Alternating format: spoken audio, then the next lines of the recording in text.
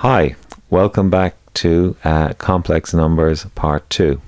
So in Part 1, I went through modulus argument form, or polar form of a complex number, and then I did one example from the Irish Leaving Cert, I think it was 2013.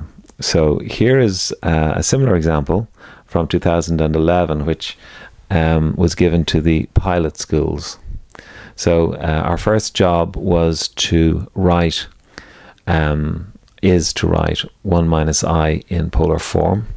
And then the second part of the question was to use De Moivre's theorem to evaluate 1 minus I to the power of 9. In this demonstration, I will revise how we determine this in polar form, and then I will talk about De Moivre's theorem and why it's useful. So firstly, we write 1 minus I in polar form. So I'm using the official solutions here, obviously. So it's in the fourth quadrant. So the most important thing for you to do is to draw where it is. And we see that it's here. So it'll be a positive real component and a negative imaginary coefficient. So because it's 1 and 1, the modulus is fairly obviously root 2. He doesn't illustrate that here, but based on prior knowledge, hopefully you know that. And I emphasize that the most correct form for the complex number is to use the negative angle or argument, which again, being 1 and 1, is fairly obviously pi over 4. So the most correct form of this in polar form is this one, root 2 cosine minus pi over 4 plus I sine of minus pi over 4. Strictly speaking, you should use radians. However, in 2011, they allowed angles. And again, this is only for Leaving Cert students. You just need to be careful about this. I would always go with radians, but it seems in some years they allow degrees. I mentioned in the last video that you shall not pass this line, but here they have allowed it so that you can go all the way around here and call that the argument rather than this one. So that's 7 pi over 4. So it's 8 pi over 4, which is 2 pi minus pi over 4, or 315 degrees. So that was part 1. And then part 2 is involving De Moivre's theorem.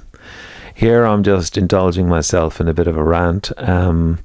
Back in 2011, you got low partial credit for calculating either or theta, or just plotting it. So that's 9 out of 15, which is very, very, very generous. And you got high partial credit if you got the right angle, which is 45 degrees, but you put it in the wrong quadrant. This is me on a recent holiday where in my spare time I try and defeat the Balrog of sloppiness and easy marking, or I should say very suspect marking. Now, why bother with polar form? It's more complicated and more confusing than Cartesian form, so why do we bother? So I've taken this reference, just by the way, from Tests 6, page 121, if you're interested. So I have two complex numbers here with different moduli, or 1 and or 2, and different arguments, theta 1 and theta 2. And I'm going to multiply them together. So the ors, the moduli are easy, or 1 by or 2, so logically enough you multiply the moduli. But then you have to multiply out the yucky bit, the trig bit. So we have to take this slowly. We go cosine theta 1 by cosine theta 2 gives you this. And then I sine theta 1 by I sine theta 2 gives you this. Of course, I squared is minus 1. So hopefully you realize that this is completely real, not having any more iotas or i's in it. And then over on this side, we generate two complex terms. So if I take I sine theta 1 by cosine theta 2, I get this. And then I sine theta 2 by cosine theta 1 gives me this. And those of you who are skilled in the dark arts of compound angle trigonometry will immediately recognize, with fondness of course, that this is the expansion of cosine theta 1 plus theta 2, and this is the expansion of sine theta 1 and sine theta 2. Now this of course is an enormously lucky break, a breathtakingly lucky break, because this sorry for the pun, complex expression reduces into this comparatively simple one. And we get a very interesting thing, which obviously de Moivre was one of the first to realize, that when you're multiplying numbers in polar form, you add the angles, or more correctly, you add the arguments, theta 1 plus theta 2. So it's difficult to overemphasize what a lucky break this is for all of us as mathematicians. It makes our lives much, much simpler. If you're dividing z1 by z2, you end up subtracting the arguments. I'll mention this, of course, is very similar to what are known as rules 1 and 2 for indices. When you're multiplying by indices, you add the indices, and when you are dividing, you subtract. And of course, that's explored more fully in university when you get there, which of course you all will. So here's a simple example. If I'm multiplying these two numbers together, z1 and z2, and I'm using the reduced form here, cis, I just multiply the moduli, giving me 10, and then I add the arguments. And of course there's a little bit of finding common denominators and old-fashioned maths to get 8 pi over 12 and 2 pi, which is 2 pi over 3, of course, giving me this in Cartesian form, or as they like to call it, rectangular form. So that's the main selling point, or one of the main selling points of polar form, is you add the angles. Moving onwards, I think I'll ditch the reveal tool. That brings us to de Moivre's theorem. So if I multiply two complex numbers with the same angle, theta 1, I add them and get 2 times theta 1. And then we generalize from this point, which is of course using induction, and we generate, or de Moivre generated his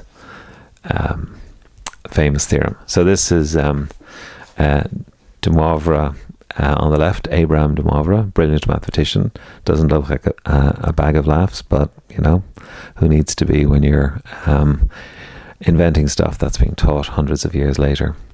So if we raise our number in polar form to the power of n, then you get cosine n theta plus I sine n theta. So I find reasonably good math students know this very quickly, because it's quite easy to remember for some reason, but they don't know the thinking behind it. They don't know that's the essential point, which is that by multiplying two numbers in polar form, you add the arguments, and that gives us de Moivre's theorem.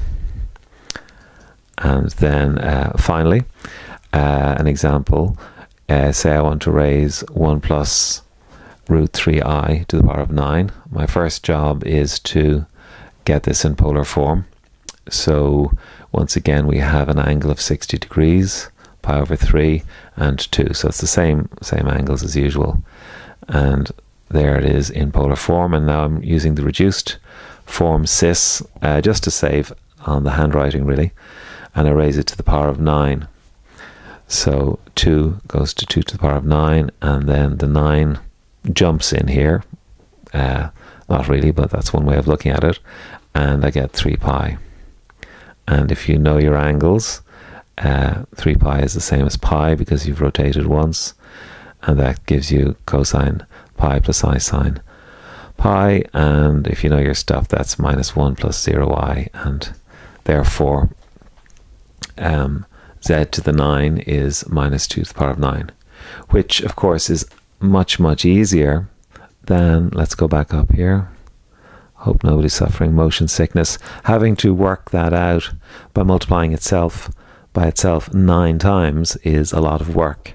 So if you become proficient in the great art of polar form and de Moivre's theorem, then this becomes a comparatively simple problem. I hope that's useful, and see you again sometime. Thank you.